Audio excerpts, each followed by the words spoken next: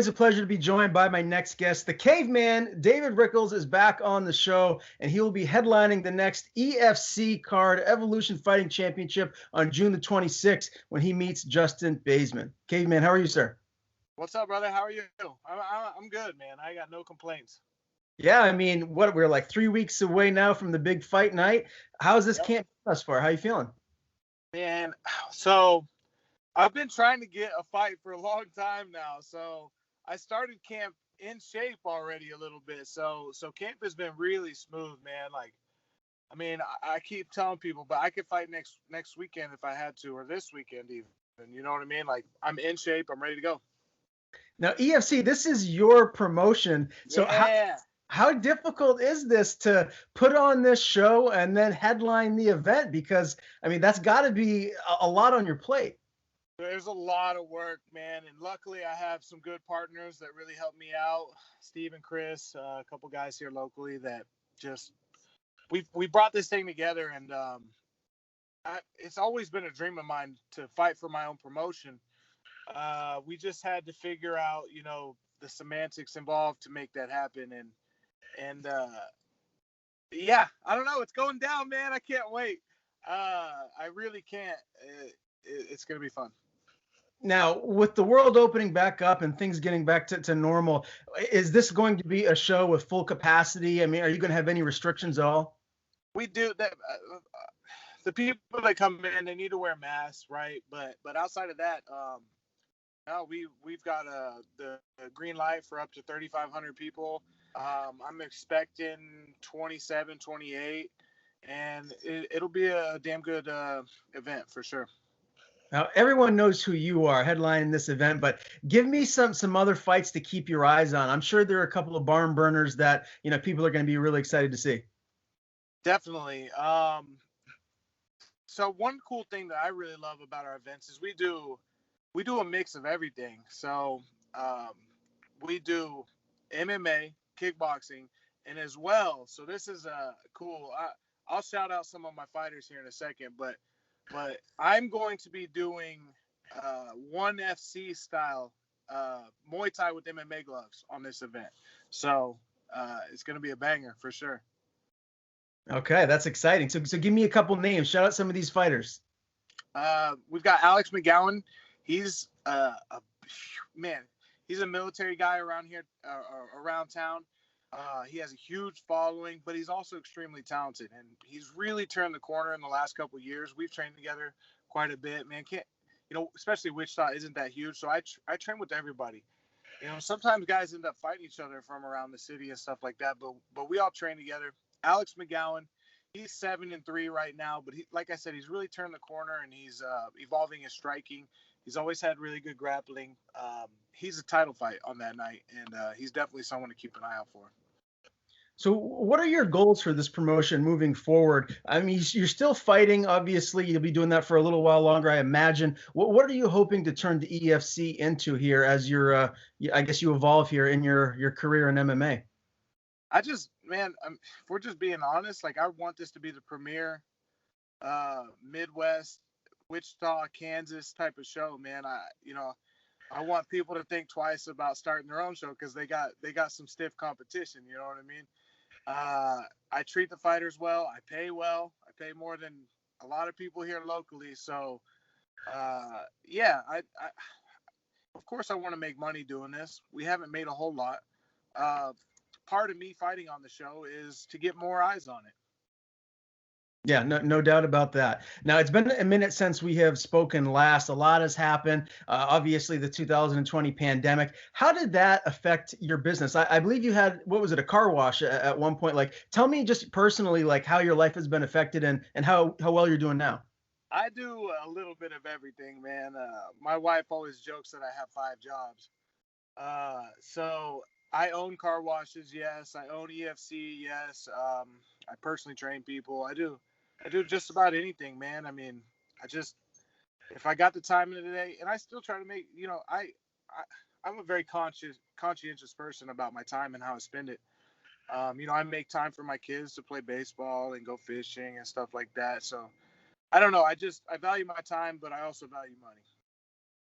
Yeah, very, very well said. Now, obviously, you're very well known for what you did in Bellator, one of the most established veteran fighters that the promotion has ever had. And we talked a little bit before we went live. I was shocked when Bellator cut you. Can you just kind of run through your emotions as to what that was like? And was it as shocking for you as it was for people looking at it from the outside looking in?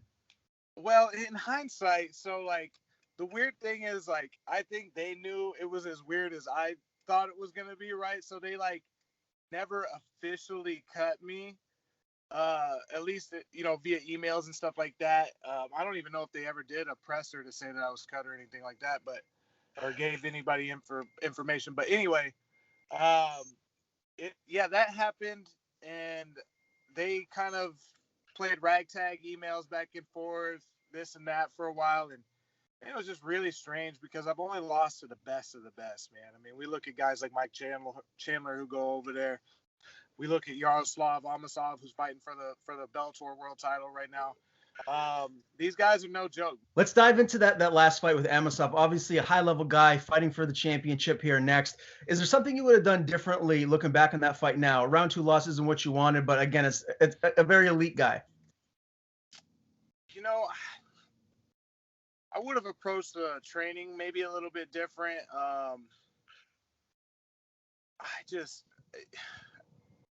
I really felt like I could have fought much better against him. Obviously, a lot of fighters say that, but I usually handle wrestlers and strong grapplers very well.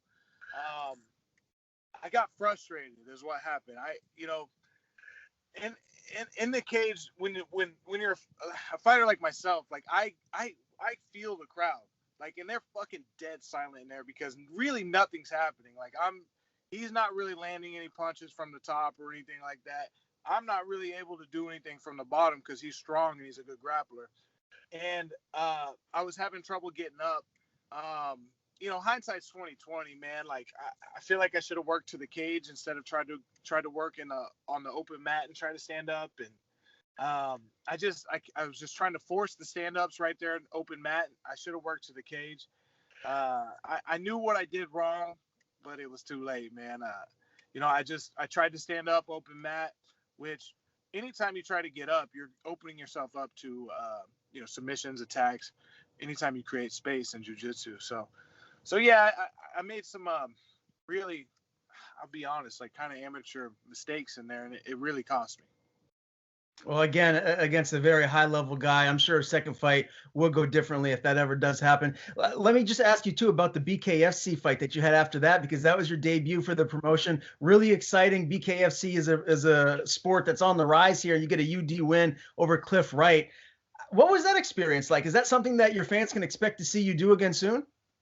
I loved it, man. I really did. Like, I just, like I said, I've been waiting since December, hoping I'd get a fight for bare knuckle, and I just haven't really.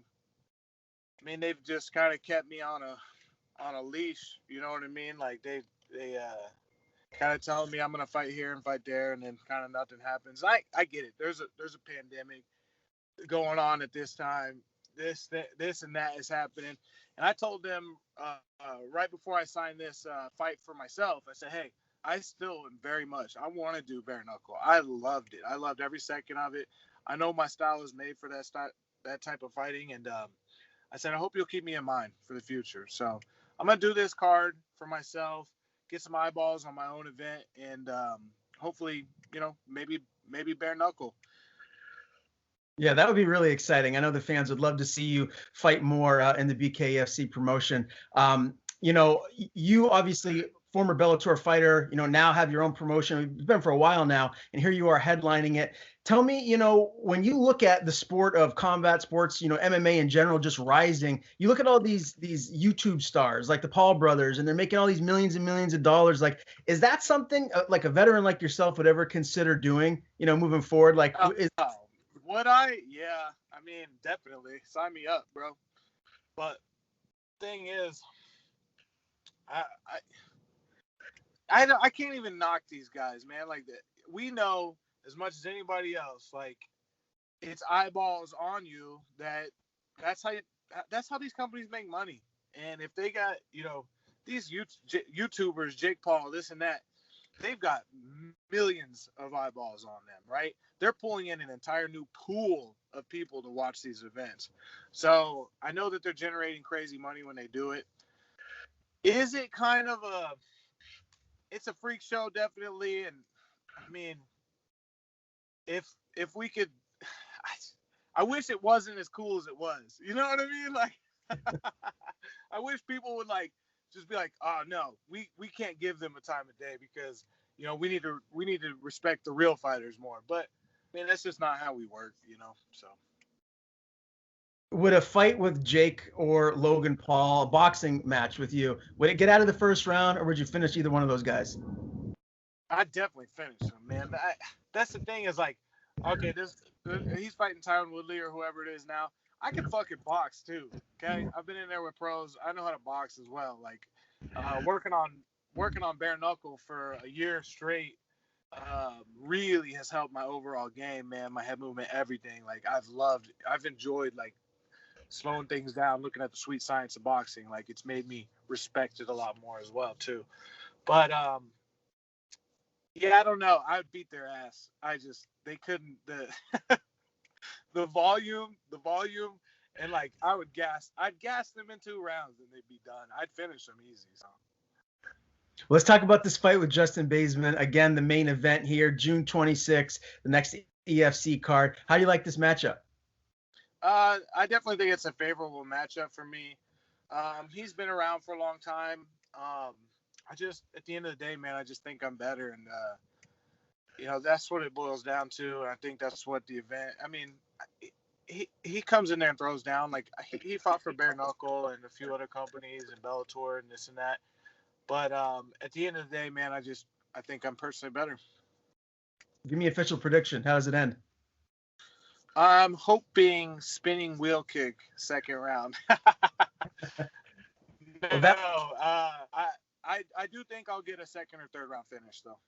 Very good. That would be another highlight to add to your already impressive reel. Caveman, it's always a pleasure to talk to you, my man. Before I let you go, tell people where to find you on social media, and if you have anyone to thank, the floor is yours. Yeah. I want to thank all of our sponsors for the event. Big one's Mel Hamilton Ford that's coming up here for EFC Evolution Fighting. On it, it's always been a huge, man, they've taken care of me. Supplement World here in town, they've taken care of me. There's honestly a lot. I could keep going through the list, but they just stand out in my mind right now. Find me at the Caveman 316, and that's pretty much on everything: Twitter, Instagram. So yeah, check it out.